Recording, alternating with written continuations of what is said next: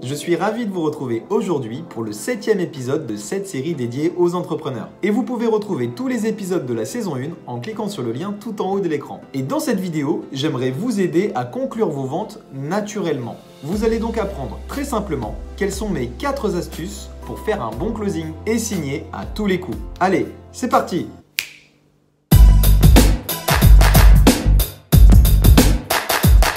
Hello, c'est Arnaud, bienvenue sur la chaîne de l'Agence Rocket où j'aide les entrepreneurs à développer leur stratégie commerciale et leur technique de vente. Donc aujourd'hui, nous allons parler du closing de vos ventes. Et on a tous déjà vécu ce moment à la fin du rendez-vous où rien ne se passe. Et pourtant, tout dépend de vous. Vous êtes le chef d'orchestre de cette rencontre, de cette relation commerciale. Et c'est à vous d'enclencher toutes les actions commerciales qui vont vous permettre de faire un bon closing. Et tout d'abord, le closing, c'est avant tout une méthodologie et une question d'état d'esprit. Cela ne doit pas sortir du chapeau vulgairement à la fin du rendez-vous, ou cela ne doit pas être le résultat de simples techniques agressives pour forcer la vente. Le closing doit être une suite logique de votre rendez-vous. C'est un résultat naturel. Et votre closing sera le fruit de la relation commerciale que vous aurez réussi à créer avec votre prospect. Et c'est à vous d'entreprendre les bonnes actions dès le début et dès le premier rendez-vous avec votre prospect. Mais attention, le closing n'aboutit pas forcément à une signature. Cela peut aboutir à une prochaine échéance commerciale. Cela dépendra notamment du cycle de vente de votre offre ou bien du cycle de décision de votre prospect. Et vous pouvez réussir votre closing naturellement grâce aux 4 astuces que je vais vous présenter. Astuce numéro 1, le budget. En priorité, vous devez absolument vous assurer que votre prospect a bien la capacité financière pour acheter votre offre. Et cela passe par un plan de découverte précis. Vous devez poser des questions au sujet de son budget, identifier bien s'il est le seul à payer ou si d'autres services vont l'aider à financer l'offre, et essayer de comprendre la procédure de votre prospect pour vous enregistrer en tant que nouveau fournisseur. Et finalement, essayez de comprendre les mécanismes et les délais de paiement de votre prospect. Cherchez à comprendre quels peuvent être les obstacles de ce budget afin de pouvoir identifier tous les problèmes et bien évidemment de pouvoir lever tous ces freins. Astuce numéro 2, la décision. Vous devez identifier la personne, l'individu qui va décider puis signer votre bon de commande. Et c'est impératif d'analyser le cycle de décision de votre prospect afin de pouvoir suivre naturellement l'évolution de sa prise de décision par rapport à votre offre. Il ne doit pas y avoir d'imprévu ou de mystère. Et vous devez comprendre la raison pour laquelle votre prospect mettra 3 semaines ou bien 1 mois à signer votre offre. Et identifiez bien toutes les personnes qui vont participer à la prise de décision de votre prospect. C'est ce qu'on peut appeler le circuit d'influence. Astuce numéro 3, le besoin.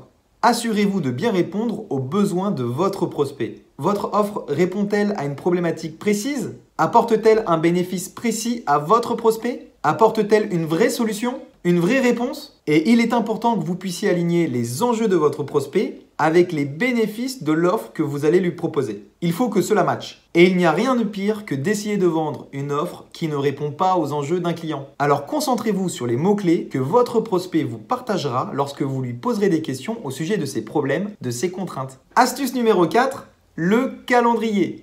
Le closing, c'est votre capacité à trouver une date de déploiement qui conviendra parfaitement à l'agenda de votre prospect. Et vous devez faire en sorte d'avoir la confirmation de votre prospect sur cette date hypothétique. Et avant même de commencer de vendre, vous devez obtenir sa confirmation avant l'argumentation de votre offre. Et cette date doit lui convenir parfaitement. Ce n'est pas à vous de l'imposer. Et si c'est le cas, cela ne sera pas productif et vous ne vendrez pas. Et c'est impératif. Car si vous ne savez pas quand votre prospect pourra prendre sa décision, vous ne vendrez pas. Et vous perdrez un temps précieux à le relancer pour rien. Prenez en considération les urgences et l'actualité de votre prospect pour définir avec lui cette date prévisionnelle de déploiement de votre offre. Et bloquez absolument cette date dans votre agenda et dans l'agenda de votre prospect. Cette date de principe s'avérera extrêmement stratégique et vous permettra d'obtenir un premier engagement de votre prospect. Et vous n'aurez donc pas besoin de le relancer au fur et à mesure de vos actions commerciales. Et ces 4 astuces vous permettront de gagner du temps et d'accélérer chacune de vos ventes. Félicitations, vous avez réussi votre closing,